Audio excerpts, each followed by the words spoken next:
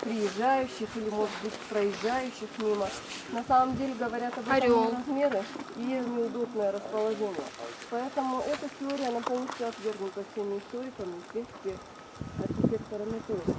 Доказывается очень легко тем, что это была именно резиденция самого кубанского вот этого епископства.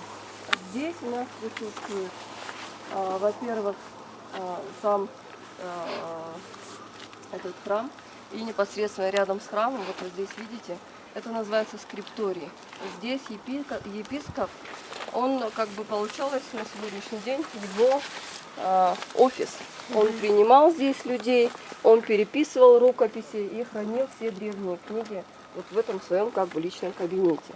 Такой кабинет, он присутствовал в постройках только в центральных церковных храмах, в которых проживали сами епископы.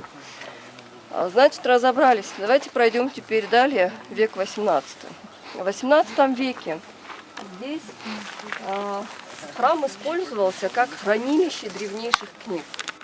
Немецкий врач Регенс, он бывал в те времена, есть исторические доказательства, его письма, то, что как бы он здесь присутствовал в этом храме, и он рассказывал, что здесь, в этом храме, он видел большое количество просто наидревнейших книг.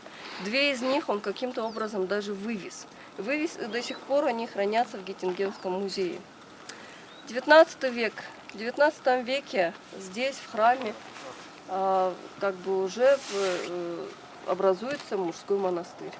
Здесь, на той плите, которую соорудили, да, чуть-чуть, которая над отрогом надвисает, мужчины-монахи, они соорудили большую катку для сбора дождевой воды, которые, ну, как бы в личное пользование, да, пользовались. Но просуществовал этот монастырь совсем немного.